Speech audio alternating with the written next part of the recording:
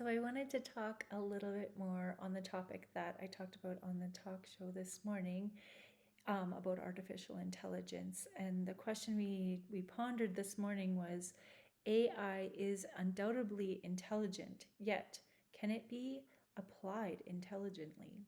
And so I really want you to think about that for a second. We have the most technologically advanced society that we've ever known, and technology is constantly changing, and artificial intelligence is constantly learning and at a rate that we don't even completely understand. And yet we are seeing huge increases in mental health issues. We're seeing huge increases in children's anxiety, and we're seeing huge increases in just like societal overall dysfunction, especially in the last 2 years, because we're seeing division and anger and frustration and this lack of connection. And I think this lack of connection is really, really something that we need to think really seriously about, because artificial intelligence is something that is going to be like is on the forefront of our future. And unless we are going to use this artificial intelligence intelligently, it could be something that's really scary. And so I think that we really need people who are going to question the value that artificial intelligence is bringing into our lives.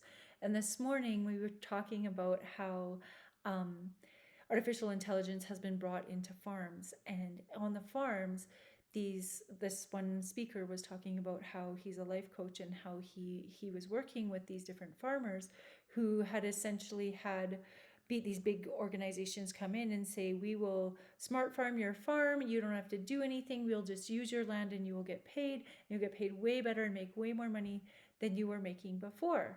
And so these farmers agreed to it, and they decided to, we're like, sweet, we're tired, right? Don't have to work anymore.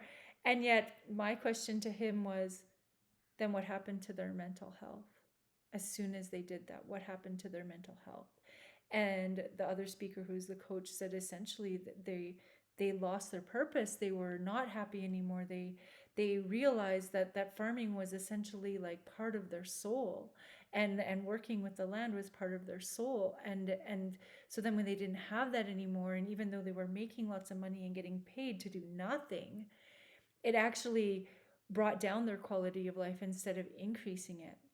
And I really think we need to think about how can we improve our quality of life, because I know in the last 2 years, with the isolation and the lockdowns and all of those things, that lack of human connection really caused my mental health to go down, because the connection that we have, even as me as an introvert, the connection that I have to other people, I found is so important to the quality of my life. And that connection can even be as simple as like going to a yoga class where I don't talk to anyone and I just go and do my class and come home. But when I couldn't do that anymore, and that lack of connection from just being in the same room in a yoga practice with other people, yes, I could practice at home, but it's just not the same.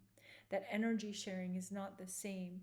And so when we start using artificial intelligence to replace things where humans, essentially that human connection was there before, how is that going to affect our quality of life? Because even the ability to just go to the grocery store and speak to the clerk, or say hi to the clerk, or smile, or have a teeny tiny conversation with that person who's working there, it can just brighten our day a little bit. Or you could go to the self-serve and not talk to anyone, and just like completely isolate yourself. And those, where no, I'm noticing now, and even with kids, that lack of personal connection is so important, and it really has affected our quality of life.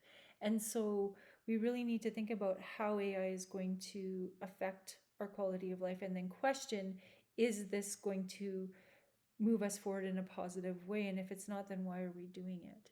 Because we are essentially here to have a human experience, and to have the best human experience that we possibly can here.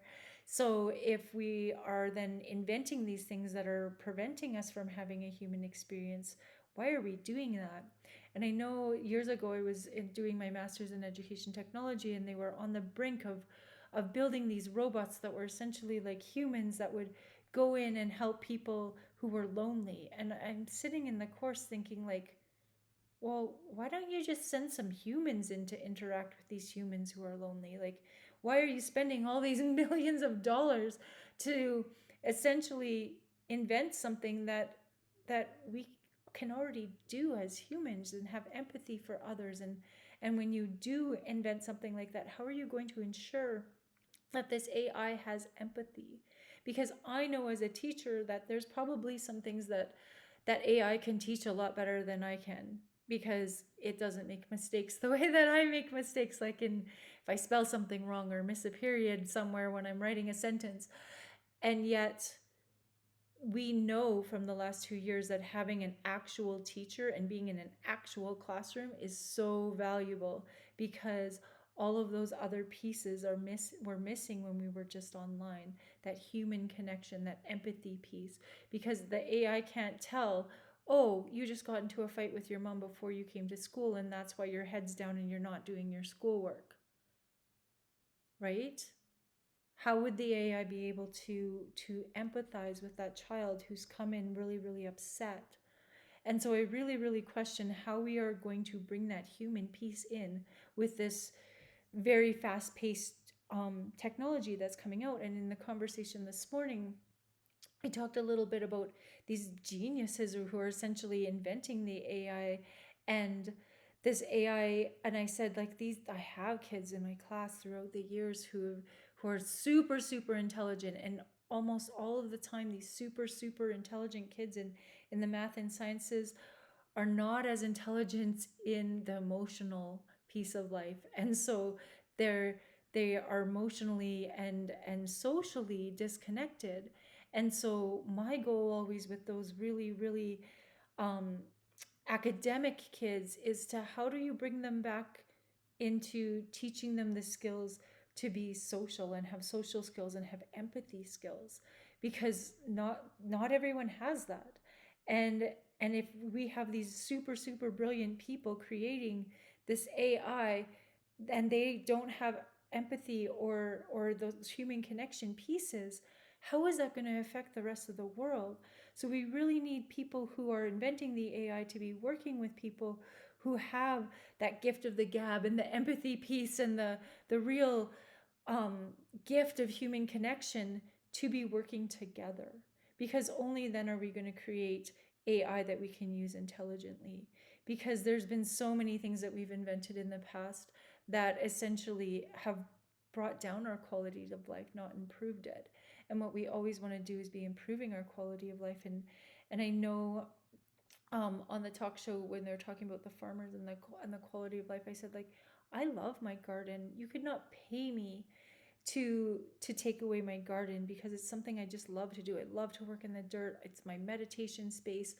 On the weekends when it's the summer, I'll just go out there and I'll just work away in the garden all day. My daughter will play on the trampoline and she'll play um, with the water, and she'll just like hang out, or she'll draw, or she'll paint, or whatever. And I'm working in my garden, growing my flowers and growing my plants. And it's just my like little Zen space in suburbia where I pretend that I'm out in the forest.